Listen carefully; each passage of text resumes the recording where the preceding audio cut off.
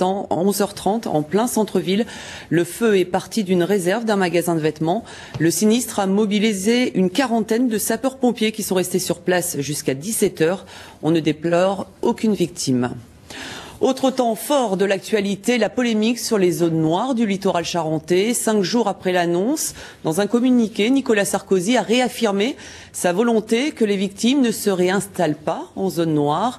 Il a souligné, je cite, que les pouvoirs publics ne laisseraient pas se reproduire les conditions ayant conduit à ce désastre. Le chef de l'État a également demandé au Premier ministre de réunir rapidement les ministres concernés pour s'en assurer. Et on vient de l'apprendre, cette réunion se tiendra demain à 11h. Et ce communiqué tombe le jour même de la session budgétaire qui s'est ouverte aujourd'hui au Conseil général de Charente-Maritime. Dominique Bussereau et l'ensemble des élus ont voté à l'unanimité une motion demandant une étude pour protéger les habitats. Jérôme Villain et Julien Delage ont assisté à cette réunion. Première séance publique aujourd'hui au Conseil général depuis la présentation par les services de l'État des différentes zones devenues inhabitables suite à la tempête Xynthia. Une séance qui a permis aux élus de dire tout simplement ce qu'ils ont sur le cœur et de rappeler leur opposition au système de zonage. Rendez-vous compte que si jamais votre voisin a eu 1 mètre et que vous avez eu 25 cm, vous allez raser parce que votre voisin d'après a eu peut-être 1 mètre. Moi je dis que quand on met de l'argent public sur des experts qui nous disent ce qu'il faut faire et que pendant 10 ans, avec l'argent on fait autre chose, des routes, etc., et qu'on ne prend pas soin de hausser les digues et d'assurer les protections, qui fait qu'un certain nombre de riverains aujourd'hui ont la peine, étaient en droit d'attente depuis 99 d'être protégés comme c'était promis, je dis qu'on n'a pas été sérieux ni responsable. Présent au cours de cette séance, le préfet a pris la parole pour rappeler les motivations qui ont amené l'élaboration des zones noires, oranges et jaunes, pour rappeler aussi qu'il n'y a eu aucun favoritisme. L'analyse a été faite avec le même dispositif et la même rigueur dans chaque commune, même si la spécificité ou la topographie de chaque commune fait qu'en final, on a quelquefois eu cet sentiment. Sachez quelle a été la rigueur des services de l'État dans cette affaire, je voudrais le rappeler à nouveau, parce que ça n'a pas toujours été évident.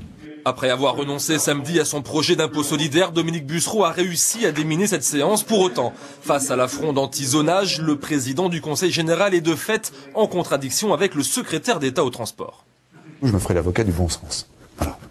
Et est-ce que le bon sens n'est pas justement les parcelles au lieu des zones? Je vous donnerai le résultat de mes démarches une fois que je les aurai présentées au chef de mon gouvernement. Mais qu'en pensez-vous, vous, en tant que je me suis exprimé à plusieurs reprises tout au long du week-end et encore samedi et sur votre antenne là-dessus.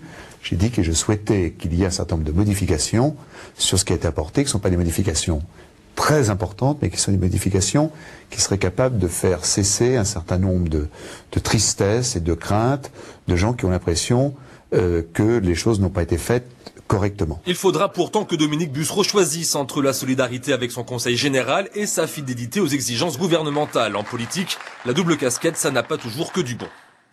La déception était visible à la fin de cette séance publique, visible sur la plupart des visages des conseillers généraux. Beaucoup d'entre eux attendaient un geste de la part de l'État et donc un geste de la part du préfet.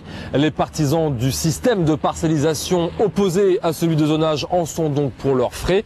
La colère et le mécontentement des populations sinistrées n'est donc pas